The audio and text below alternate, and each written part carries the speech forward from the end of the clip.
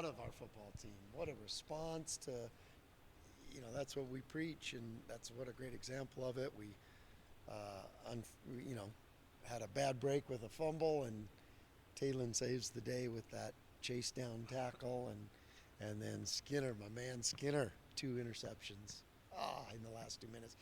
Phenomenal. That was great. What a great way to win the championship. Thanks for coming today, guys. Appreciate it, and we'll see you Saturday. You've been back about 20 hours or so, and you've had a little time to process what you guys did. How do you look back at the tournament? Well, we always say it. It's never as bad as you think. It's never as good as you think. There was a lot of positives, and the best thing is it's our momentum's heading in the right direction. We're getting better at a lot of things. We're establishing our identity. I don't think we're great at many things yet, but we're getting closer to things we want to be really, really emphasized with this team, and things that want to become our identity. And we're getting back to really being able to guard some people and stop them from scoring, and that's impressive. I think we're top 20 again in defense in the country, and we've played good teams, and so those are really encouraging, because I see a lot of things we can get better at, and we're already pretty good at some things. We got to get great at them, though, to be where we want to be. Obviously, all your good teams are great rebounding teams. Yeah. We've seen Shaver just be a monster on the boards. How have you thought the whole group has improved the last couple of weeks at rebounding and crashing the boards? Yeah, I think we're good plus. We got to get great, though. Yeah. You don't win this league if you're not a great rebounding team. And like I said, I think we're scratching the surface on being good. Yeah. And so you can't. You couldn't beat Colorado if you don't out rebound them, and we out rebound them by 1. And we started out really, really. We set the tone there, and then then they came back on the glass. But encouraging things there, no doubt about it. And I thought down the stretch of that game, we finished out that game with Lucas getting a couple offensive rebounds and kind of end the game. And we've done that in the past before. So those were. Like I said, it all kind of fits together as far as all that stuff is encouraging of where we're going. Now we have to get there. We have to take those next steps, and we have to keep improving. But it's a lot easier to do that as far as you have the excitement of winning some games. You have the excitement of like, hey, this works for us. And then we start to figure out our identity more, which helps us tweak what we do a little bit to fit this team. And that's kind of where we are right now. How do you think Marcus is developing as a point guard? I mean, you look at his numbers; they look good. I didn't see the games at Myrtle Beach, but just tell us about his development. His numbers are.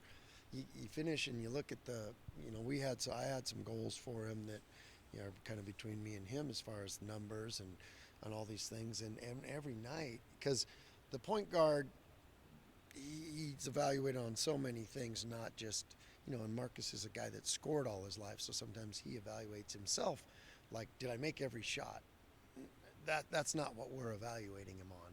And because I know those numbers, I know Marcus, the way he shoots the ball, those numbers will end up where they're going to end up at the end of the year.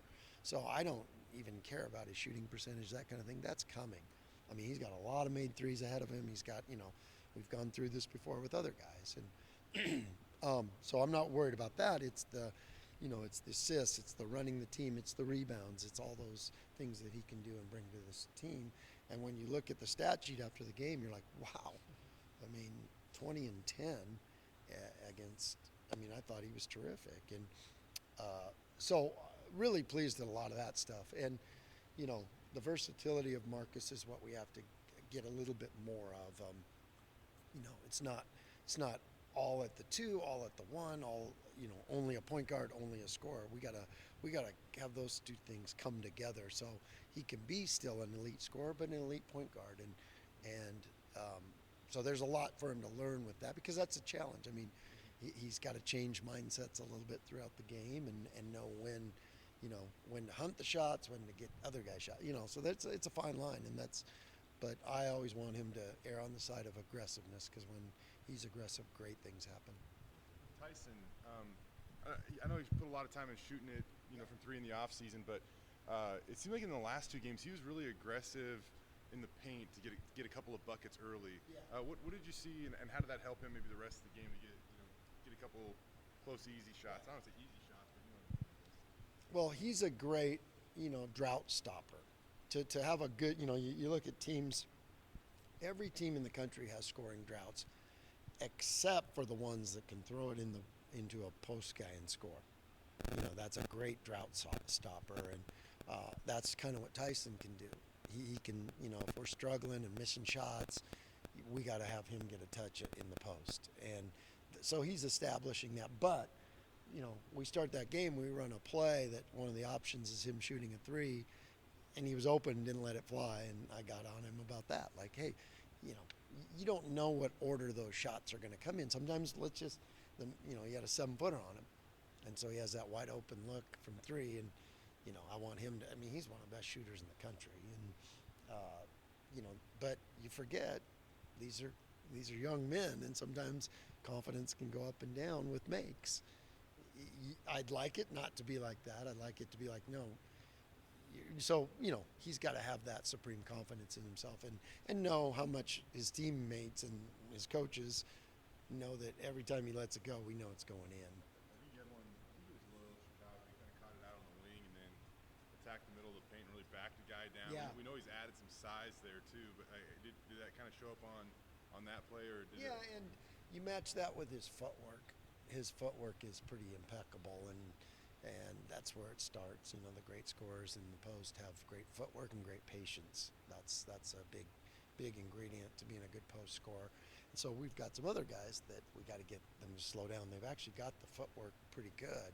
They just need the patience and not the speed up play. And we've got a couple guys that are doing that. I know you look at a lot of stats. The plus minus stat. Do you look at that? I do, and I've been really monitoring. It's funny because when you're going through different things, there's different stats that you want to zone in on or zero in on, and one of the plus minus stats is combinations that I'm really trying to figure out. Like, what are our best defensive combinations? What are our best offensive combinations of guys that we have on the floor? And so, but plus minus is big because in the end, you get a bunch of guys that can get plus every game.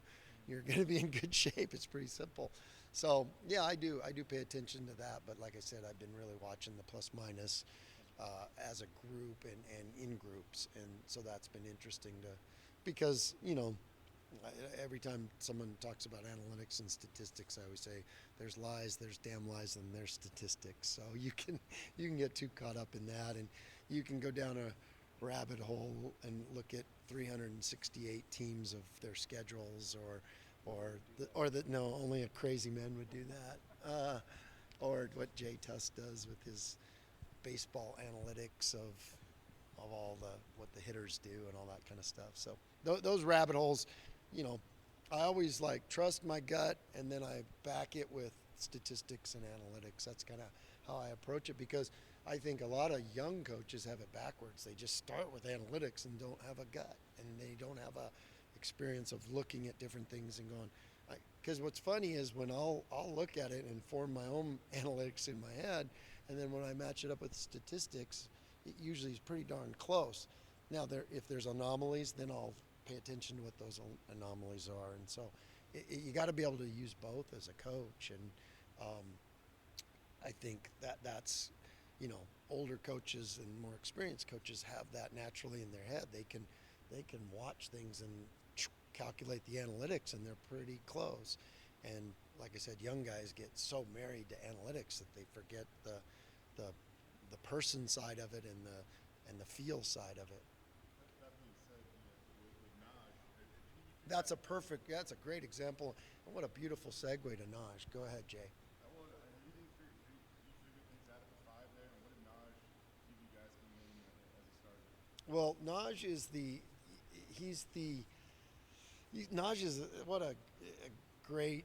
He's number one. He's a great teammate. He's a great energy guy. He's just an awesome human being, and our guys love him. But we have a saying in our program, no, that's just Naj being Naj. And what that means, and this started years ago because I've been watching Naj forever. And I remember when he was a young guy, he caught the ball one time in the post, and he had no idea what to do, and he had a big guy on his back. So instead of just trying to make a post move, he just jumped up and reverse dunked it. And you're like, well, there's no book that teaches you how to teach that. So I remember in my mind thinking, if I ever get the opportunity to coach Naj, you just got to let Naj be Naj sometimes. I mean, he'll be driving right, dribbling it left-handed. Well, the coaching book says, no, dribble with your right hand. So when I catch coaches like trying to correct some of his oddities or things that go against the coaching book, I just like, hey, let Naj be Naj. Everyone can't do that, and most kids can't, but like the way he scored in this game, he shoots fadeaways, he shoots up and unders, and that's a definition of Naj being Naj, and you have to let him be that.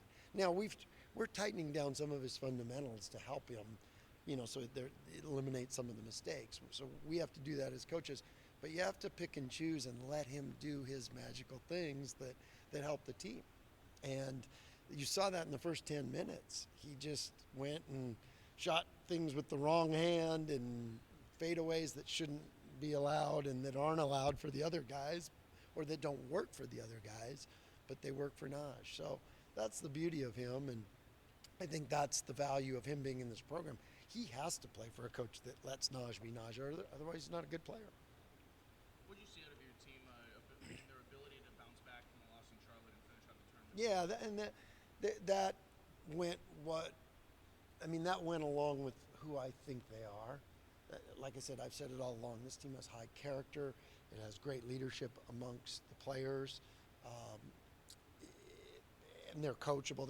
They have all those makings that provides us for a high ceiling. That's why we're going to get better and better. That's why they're going to respond to losses and adversity and challenges, because you can't do that with a team that's not willing to be coached, not willing to get better, doesn't want to work, all those things. And that's what we have here, and that's where we're at right now. Because like I said, we're doing a lot of good things, but you can't get where you want to go by being good. We have to become great, and if we can keep getting better in those areas that we need to get better at, then this team's got a lot of potential to really raise their level and play great in January and February and March when we need to. I mean, I'd love to be perfect right now, but that's not realistic when you have this many new guys in new spots. And I was talking to some other coaches around the country that coach some high-level teams. They're in the same boat. You expect, okay, we're going to pick up where we left off. It's never that way when you replace a lot of guys, and it's not that way even if you have everybody back, because roles change and things like that. So you always got to, you're starting every season at a baseline, and you got to build from there. How important was it to see Buzo break through against Loyola Chicago? And, when he's on, how much better does that Well, we weren't going to be a good team if he wasn't playing to his level or close to it. He's another guy that we're going to keep making better and better and better. We're just scratching the surface. I mean, remember how good Abu was those last 15, 20 games? Well, we had him for 3 years. We've had Buzo for one summer and a couple months. And we knew once he settled into his role and being able to play without anxiety, we were going to see what we saw. Everybody in the program knew that. And so now, it's about that. And so now it's about, our guys adjusting to how he plays and him adjusting to our system still. And so he's going to keep growing.